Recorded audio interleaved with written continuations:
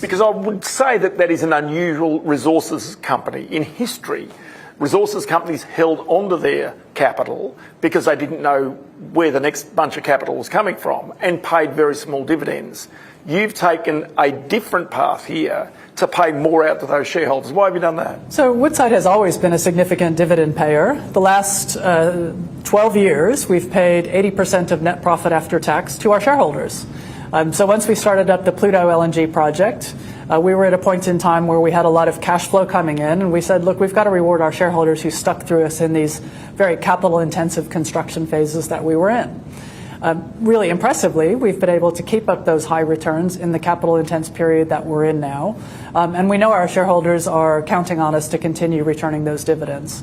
Our Australian dividends love the franking credits that we return.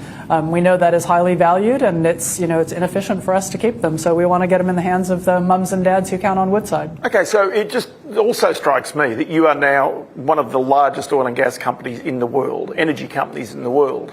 Why would it not be better for your company to be based in the United States, where the regulatory environment, the capital markets are richer? All of these things seem to favour your company as compared with Australia. Why stay here? Look, we're a proudly Australian company. This is where we were born, in the town of Woodside, a little bit more than 70 years ago. We've built our business in Western Australia, have a material business in the Gippsland as well, so this is home for us. That said, we're still able to access those great opportunities in the U.S. So some of our significant growth opportunities are investments in the U.S. We're able to access the capital market.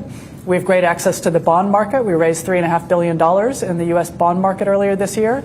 So the fact that we're Australian listed isn't an impediment from taking advantage of all those things that the U.S. offers today. Okay, so the U.S. offers all of those advantages, but there is even the regulator this week raising issues about whether Australia's capital markets are competitive enough, whether the technology is kept up. All of these things would otherwise be obstacles to businesses such as yours remaining an Australian listed company. Well, again, we've got such a strong Australia shareholder base. We've got a lot of, and our revenue right now is 75% Australian. And even as our business transforms, Australia will still be an important part of the market for us. So again, we can get all the good things out of the US whilst remaining ASX listed. Okay, so then tell me about the Australian regulatory scheme for an energy company such as yours.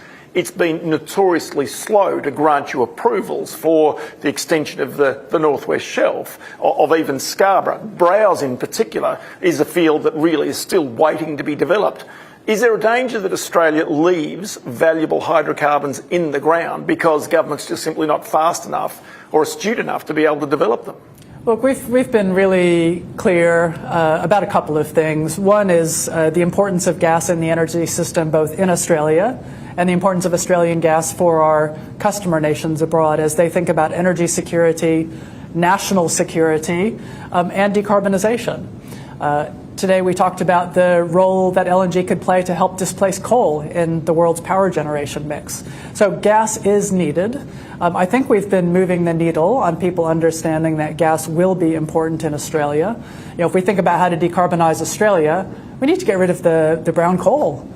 And replacing it with renewables and gas is the low emissions way to do that keeps the lights on for everybody.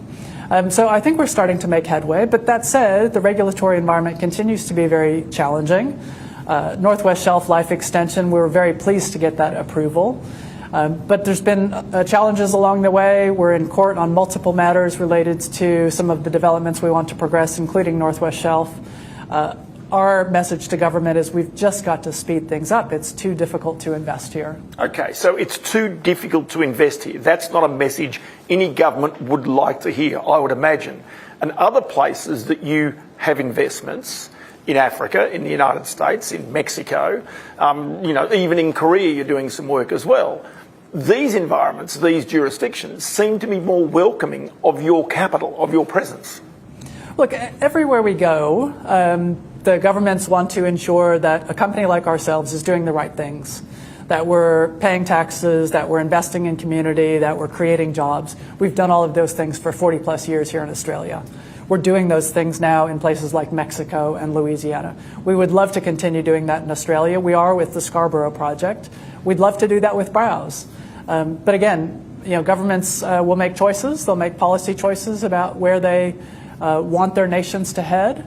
Perhaps the encouragement for the government here is if we think about things like critical mineral processing, reindustrialization of Australia, all of that requires energy, and all of that is going to require natural gas. You've got to have natural gas to have the heat required to process critical. Artificial intelligence is the obvious one to talk about. Artificial intelligence, yes. So, if we're going to unleash the technology capability and the potential that this nation has, we've got to be able to have that sovereign AI capability, all of which requires power at large scale. So you're already building one large ammonia plant, which is fairly close to being completed. Right.